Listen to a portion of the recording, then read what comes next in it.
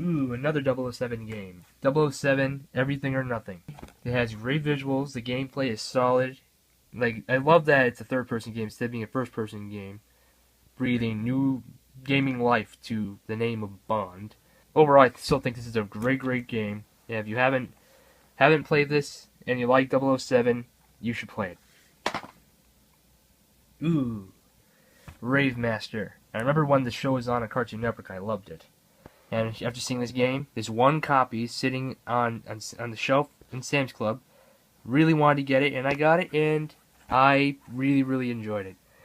There's Haru, Ellie, and some of these names are ridiculous. It's pretty funny. Like, we have a character named Go, Musica, Gale, Pa, I forgot his name. But I find that name, the character named Go, and then we got another character named, I don't remember his name, but he has a huge butt. And then we got this lizard named Let, who's a martial artist. It's ridiculous. And at the same time, it's funny. And the gameplay is basically just a ring fighter. Just choose a character, 4 and 3 other characters, and you can just go and fight each other. That's fun. Overall, it's good. Rave Master. Recommended. Monster House. I remember getting this game, I think, maybe for Christmas or my birthday. I don't remember. But I love the movie. After hearing about a game, I really wanted to get it. So when I got the game, it's kind of like a Resident Evil for kids. Kinda.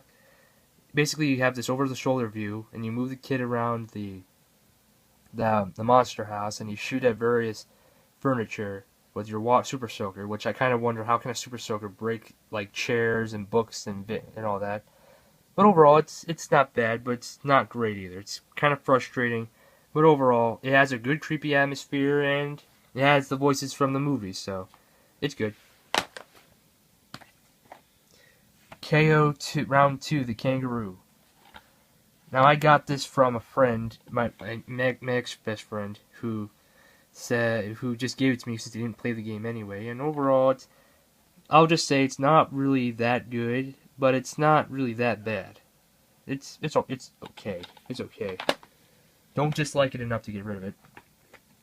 Now the second Dragon Ball Z Budokai game. Compared to the first game, the game still looks good, but it has a cel shaded look, so all the characters have a new shiny look to them, and I think it looks awesome. The fighting is still solid, but I don't like this main open world sort of thing they have going on in this one. It just makes it more tedious. But the fighting is still good, but it's just that open world that isn't good at all. It's alright. Ooh, WrestleMania 18. Now, interesting to note, in the PAL version of this cover, it was The Rock that was on the cover. As in this version that I had, in the American version, the version that I got where I live, it's Steve Austin. Now, before I got into play this game, I played WWE Raw for the Xbox, and to be honest, I really didn't like that game very much. So I was a bit skeptical, and I was also skeptical about this game because of the reviews that I saw on Amazon saying it's one of the worst, so I was a bit hesitant. But when I did get it, compared to Raw, this game is way, way better. Sure, the visuals don't look as good as Raw's, but what makes this game better is simply the gameplay. The gameplay is easy to get a hold of, even though it may take some time to get used to. But overall, it's fun, and it's one of the better wrestling games that I played, aside from Death Jam Vendetta. I haven't played Day of Reckoning, but I am planning on getting that, because I heard that game was awesome. So yeah. Now this one, another one of the best shows from my childhood, The Grim Adventures of Billy and Mandy. Like, one of the best shows ever. 2 kids who are best friends with a Grim Reaper. That is awesome. On its own, that is awesome. And the game is basically just a ring fighter. You choose 4 characters from the show, and you can go to various places that the show has and just fight. And it's a ton of fun. A lot of fun. Be Billy. Be Mandy. Be Grim. Just don't behave. Awesome. X3, the official game. Now compared to X2, Wolverine's Revenge, and the X-Men Legends games that I played before, this game is much more simpler. Basically, it's just a platformer beat 'em up, and an on-rail kind of game. For Wolverine, you're basically just going around levels, killing enemies, and that's basically it. But overall, it's not that bad. Thankfully, it has ragdoll physics, so knocking people around is fun. And Nightcrawler, he can teleport, he can do platforming moves, and also he has to fight, so that's fun. And Iceman, who's my favorite X-Man, he's basically just an on-rail section, and overall it's not that bad. Like, it's fun on its own. But overall, compared to the X-Men games before, as I mentioned, it's not the best, but overall, you could do worse. And I got this game for $6 brand new, so I got my money's worth. And now the last game I have here, Shrek Super Slam.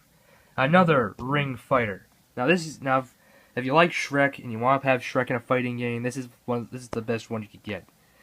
You could choose a lot of Shrek, some of the main Shrek characters like Shrek, Donkey, Fiona, including some other main well-known Shrek characters like Puss in Boots, Gingerbread Man, Pinocchio, Prince Charming, and you can also choose like Quasimodo, Captain Hook, Humpty Dumpty, Cyclops.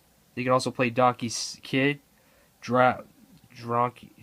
Yeah, Dronky. Yeah. This is good. And also, this is where I found out about Over the Hedge game, because it has a trailer on it. So, yeah, it's good. So that's basically my collection of GameCube games. I have a few other GameCube games which are in the basement, but those games I don't care for. And also, my collection used to be a little bigger, but I got rid of those games because those games just made me real mad.